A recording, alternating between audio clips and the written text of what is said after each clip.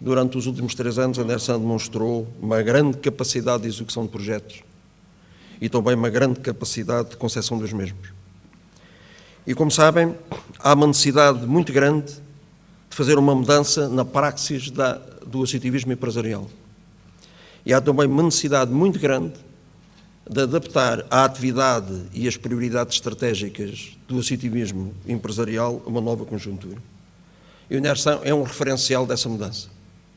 É um exemplo, é um paradigma, é quase um modelo dessa mudança. Eu vou fazer, nesta minha intervenção, irei fazer alguns comentários sobre a questão do associativismo empresarial e também sobre a conjuntura. E sobre o associativismo empresarial, eu gostava de dizer que, no nosso entender, existe um critério que vai medir a utilidade das associações e também a sua performance associativa e que tem a ver com o facto de se criar ou não valor aos seus associados. Esse vai ser o indicador. E vai ser um indicador que vai distinguir as 700 associações empresariais existentes no país e vai também diferenciar e distinguir os 8.000 dirigentes associativos que perdem tempo a trabalhar no associativismo empresarial neste país. Porque uma associação empresarial, nomeadamente a Associação Empresarial Regional, é representativa se conseguir liderar as dinâmicas económicas e sociais da região onde está inserido. Liderar e não ser liderado, ou não ser para ser liderado. Em segundo lugar, no futuro, uma associação empresarial regional, para ser influente e conseguir ocupar o espaço económico e empresarial pela sua vocação, tem direito, tem de saber que o espaço do empreendedorismo, e tem de ser claro nas regiões onde está inserida, o espaço do empreendedorismo é espaço das associações empresariais. O espaço da investigação e desenvolvimento e da sua articulação com a universidade é o espaço que tem de ser liderado pelas associações empresariais. O espaço da internacionalização e do reforço da capacidade exportadora é o espaço das associações empresariais. O espaço da gestão de equipamentos que tenham a ver com a melhoria da competitividade regional é o espaço das associações empresariais. Eu acho que no futuro as associações empresariais só são representativas e influentes e conseguem determinar o desenvolvimento regional se conseguirem ser líderes na ocupação deste espaço. E, para aquilo que se vê, não temos qualquer dúvida em afirmar que o Nersan continua nesse bom caminho. Por outro lado, é bom verificar que uma associação empresarial só pode ser, neste momento, útil às empresas e à economia deste país se centrar a sua atividade em 4 eixos estratégicos fundamentais. E esses 4 eixos são o redimensionamento empresarial. Com a dimensão das empresas que temos, vamos ter dificuldade em sobreviver a esta crise, que eu irei falar um pouco mais tarde. O reforço da capacidade exportadora e a reestruturação das suas dívidas. A recapitalização das empresas e a introdução de práticas de inovação na gestão corrente das mesmas. E tudo isto só com um objetivo, ou integrado num objetivo, que é, basicamente, melhorar a capacidade de gestão das empresas e a sua competitividade. Reparem o que é que seria o tecido empresarial deste país se os 4.000 técnicos que trabalham neste momento nas associações norte a sul do país estivessem a trabalhar nestas áreas e tivessem a trabalhar nestes domínios. O que seria do tecido empresarial deste país? E não é assim porquê?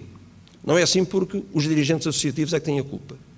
Porque os dirigentes associativos não podem estar nisto só para ganharem notoriedade ou para terem acesso a um número de telefone do seu ministro ou do seu secretário de Estado, do seu presidente da Câmara ou do diretor-geral de Finanças.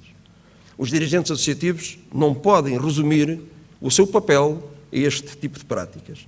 Eles têm de começar a dinamizar outro tipo de ações que, no nosso entender, vou dar 3 exemplos claros do que é que poderá ser as novas ações dos dirigentes associativos e das suas associações. Em primeiro lugar, poderia haver muito mais exemplos, mas estes 3 que eu vou citar são paradigmáticos. Primeiro, dinamizar processos de fusão e aquisição de empresas e tentar constituir consórcios ou associações complementares de empresas para reforçar a capacidade exportadora ou iniciar processos de internacionalização. Os senhores conhecem Há algum processo de fusão ou aquisição de empresa que tivesse sido liderado por uma associação empresarial neste país? Nenhuma. É um trabalho difícil, mas é o trabalho que nós temos de fazer. E, nomeadamente, no reforço da capacidade exportadora. Nós temos à volta de 40 e tal mil empresas que exportam, mas 60% têm uma intensidade exportadora inferior a 25%. Há trabalho a fazer e há trabalho também a fazer neste distrito. Eu, quando era presidente do NERSAN, a direção do NERSAN, na altura, tinha, está aqui alguns técnicos que podiam provar isso, nós arranjámos um competidor, um concorrente, que era a Leiria. Isso é bom para as associações e para as entidades arranjarem concorrentes. E comparávamos muito os indicadores. Eu estive a comparar os indicadores da exportação. E aquilo que se fez nos últimos 4, 5 anos foi uma coisa impressionante neste distrito. Nós reduzimos de forma significativa o nível de exportações que havia entre Leiria e Santarém. Santarém está com 1,2 mil milhões de euros de exportação, Leiria está com 1,7. Há 10 anos essa diferença era abismal. Mas há um pormenor importante, tem a ver também com o saldo comercial ou o saldo da balança comercial. Enquanto nós só temos 9 mil milhões de saldo comercial positivo na balança comercial, Leiria tem 688 milhões. Portanto, significa que, apesar do trabalho que se efetuou, obviamente que se aprofundarmos a análise, vamos ser capazes de encontrar razões para isto, nomeadamente no perfil produtivo que caracteriza a base industrial do nosso distrito. Mas isto dá para entender que há muito trabalho ainda a fazer e há uma prioridade muito grande nas associações empresariais a trabalhar no reforço da capacidade exportadora. Um segundo exemplo. Liderar regionalmente processos de compras agrupadas de PMEs. Toda a gente faz isto na Europa. Em Portugal não há tradição. Nós temos um projeto que era para ser o primeiro leilão de compras agrupadas de energia, estava para se fazer durante este primeiro semestre. O Compete achou que não devia aprovar e, portanto, todo o modelo que nós que estávamos a fazer foi prorrogado por mais uns meses, será lançado para 1.500 empresas no próximo semestre. E o que vamos fazer é, regionalmente, trabalhar na rede de associações empresariais regionais para conseguir implementar um processo como este. Como sabem, a energia elétrica tem um déficit, nos próximos anos iremos ter um déficit tarifário de 4 mil milhões de euros. A privatização que houve relativamente a uma empresa ou um player do setor, por razões de consolidação orçamental, não vai permitir grandes expectativas também acerca da evolução do preço da energia e, portanto, temos aqui uma situação que é internos reclamantes ou arranjar formas de aumentar a capacidade concorrencial das PMEs portuguesas relativamente a isto. Outra vertente de trabalho, compras agregadas e compras grupadas, telecomunicações, de energia e de outros domínios que têm de ser feito pelas ações empresariais. Um outro, para terminar, este exemplo. A questão da procura interna. A procura interna baixou durante a crise cerca de 14%. Toda a gente contesta. Mas altera-se esta situação com reivindicações e com críticas? Não seria melhor nós pensarmos em incentivar e dinamizar programas que pudessem dinamizar o mercado interno com o consumo e com a venda, com a produção e com a compra de produtos que tivessem uma forte incorporação nacional? Eu penso que é o melhor. Nós temos programas desses. Há um programa desses que permite atribuir selos a produtos que tenham uma forte incorporação nacional e que possam substituir importações. 1% no crescimento da compra e da venda de produtos nacionais com esse selo tem um impacto, 1%, tem um impacto de 0,4% na criação de emprego e tem um efeito na balança comercial de 450 milhões de euros. Perante uma situação destas, e Santarém está com poucos produtos com o selo do Portugal Sou Eu, tem à volta de 58. São iniciativas como estas que me parece que são extremamente importantes, que têm de ser dinamizadas pelas associações nos próximos tempos. E outra, o último exemplo que eu lhe dou, tem a ver com a dinamização da procura sobre determinados produtos que as empresas não estão a comprar. É difícil compreender que haja 100 milhões de euros de fundos para recapitalizar empresas através dos 4 bancos, 3 bancos e um que foi obrigado também, que beneficiaram do programa de ajustamento, e que não haja procura para esses fundos de recapitalização. Responsabilidades de decisões empresariais também há muito. Deve haver muitas. E há algo também que seja importante, e tem-se importante dizer, que é a questão da dinamização do mercado de capitais. Está a correr a ideia, por ser difícil, que em Portugal isso é um produto que não vale a pena perder tempo, nem as políticas públicas têm necessidade de aplicar recursos na sua execução. Mas eu olho para a Polónia. A Polónia tem 4 vezes mais empresas que Portugal. Mas as empresas admitidas na Bolsa, nomeadamente no segundo mercado, são 76 vezes superiores às nossas. Porquê é que a Polónia resulta e porquê é que em Portugal não resulta? Também quisemos estudar isso, até para perceber as boas práticas que são feitas e as introduções que têm de ser mudadas. O Compete também achou que era algo que não se devia perder tempo e que não se devia desperdiçar recursos. Tudo isto vem, portanto, a propósito que há um conjunto de produtos no mercado associativo que vale a pena, são difíceis, mas que vale a pena as associações perderem tempo. É aquilo que eu acho, que o NERSAN está na vanguarda e, portanto, vai, juntamente com mais 2 ou 3 associações, liderar todo este processo de renovação que está a haver a este nível. Um comentário mais breve sobre a conjuntura atual, que parece que também há interesse em falar um bocadinho sobre isto, nomeadamente quando se poderá falar, e não sobre o politicamente correto, mas com alguma frontalidade e coragem, abordar alguns temas. Vamos lá ver. Nós estamos a viver aquilo que se poderá chamar uma crise de descontinuidade.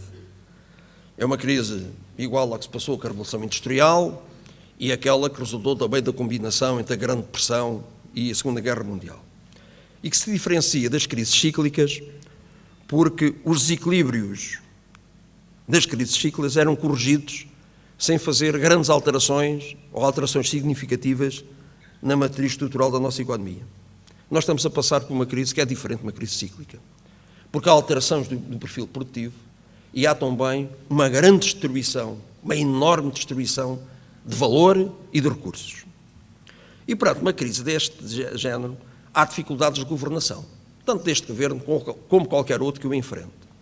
Porque é necessário conciliar a consolidação orçamental, a austeridade, com o crescimento, com a competitividade. E isso é extremamente difícil de fazer. Porque uma crise de endividamento como é esta, a dívida externa bruta portuguesa anda à volta de 370 mil milhões de euros, quando nós temos um PIB que ronda aos 166 milhões, para verem a dimensão da crise de endividamento que temos, normalmente leva à austeridade, e a austeridade leva à recessão. E o professor Ricardo Reis, ainda há pouco tempo, demonstrou num artigo e num estudo que a austeridade, quando incide sobre a despesa, temos recessões suaves. Veja o que se passou na Irlanda.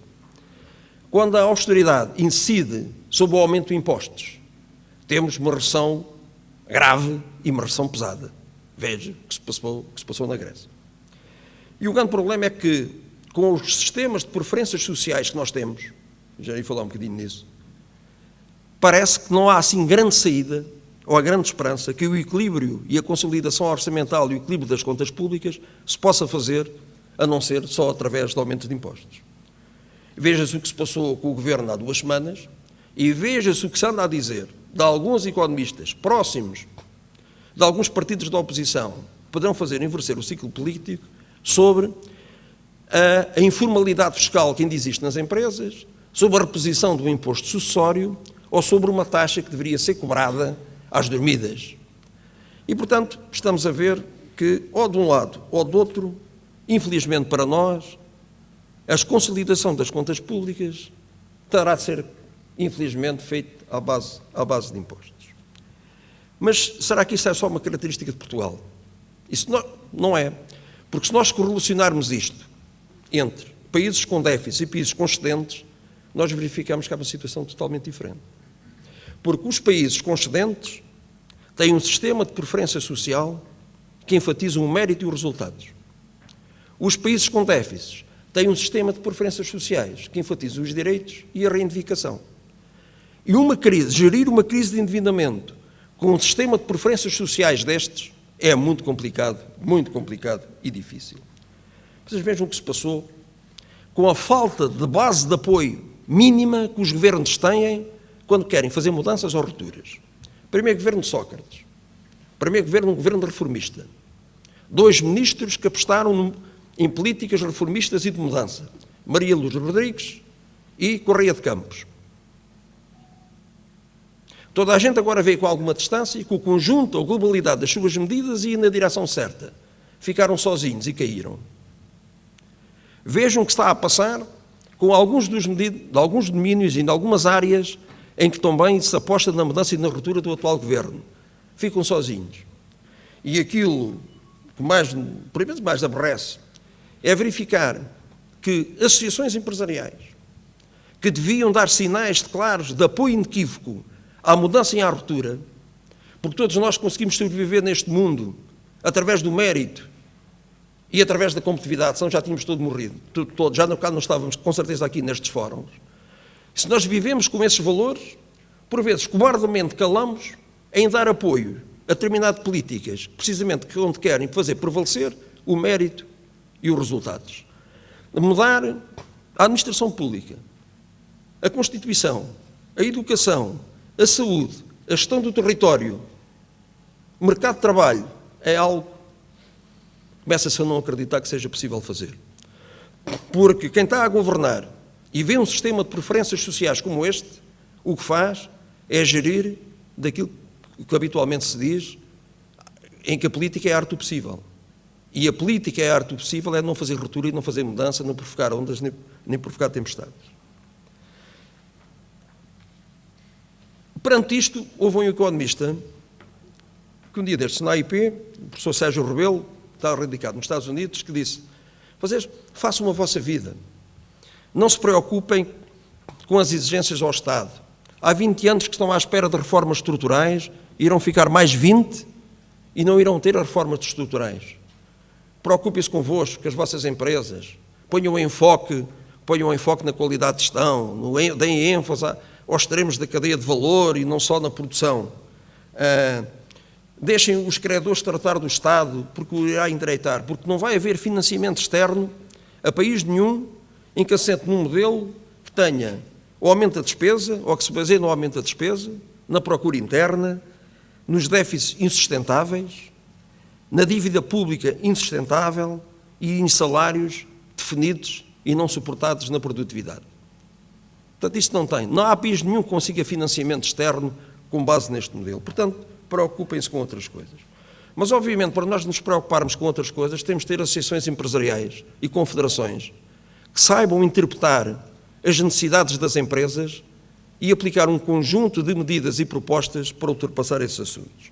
E, por vezes, sinceramente, acho que não temos tido isso. Não conseguimos interpretar os problemas e as dificuldades, nem conseguimos prioritizá-los e apresentar soluções.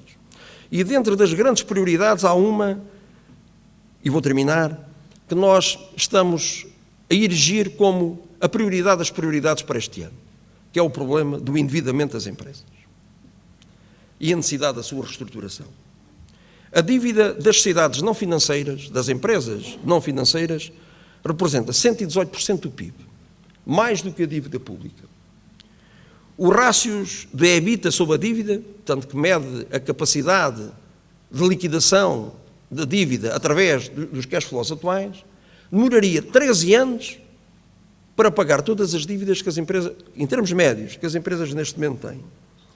E se nós fizermos uma análise às sociedades comerciais que entregam IES, nós verificamos que as empresas do primeiro quartil, que são aquelas que têm o pior desempenho, têm todas elas cash flows negativos. Podíamos esperar que as empresas recentemente constituídas alterassem, ou ficassem, que começaram agora, tivessem uma alteração diferente desta. Mas não, é tudo a mesma coisa. Portanto, existe um subfinanciamento de capitais próprios, o ponto médio das novas empresas recentemente constituídas é uma autonomia financeira de 2%, e as empresas do primeiro quartil, dentro das novas que foram criadas, têm um capital social inicial que está integralmente consumido pelos prejuízos dos 3 primeiros exercícios. Portanto, perante isto, o risco destas empresas e o risco do país, nós não nos admiramos que temos taxas de juro a pagar taxas de juros que são superiores a 18% do que se passa em Espanha e cerca de 22% do que se passa na euro.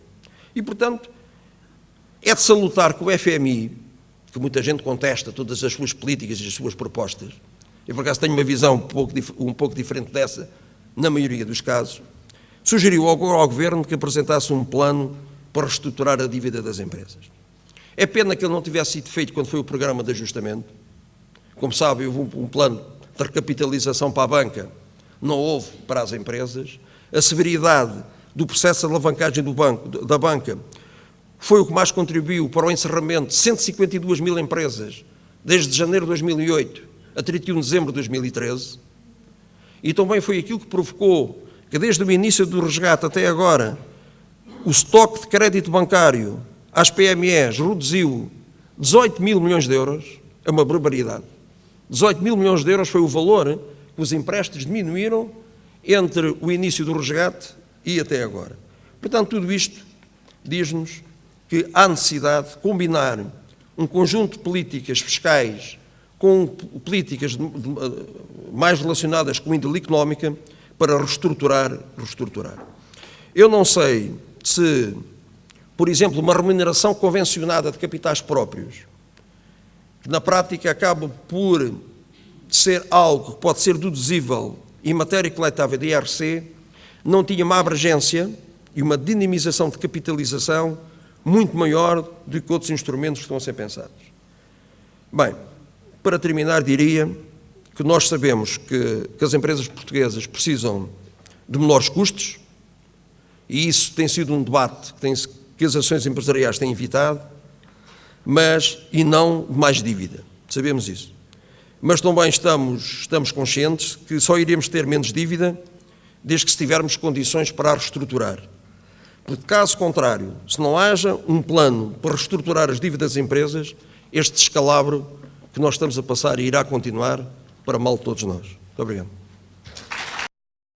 A organização, aliás, simbolizada aqui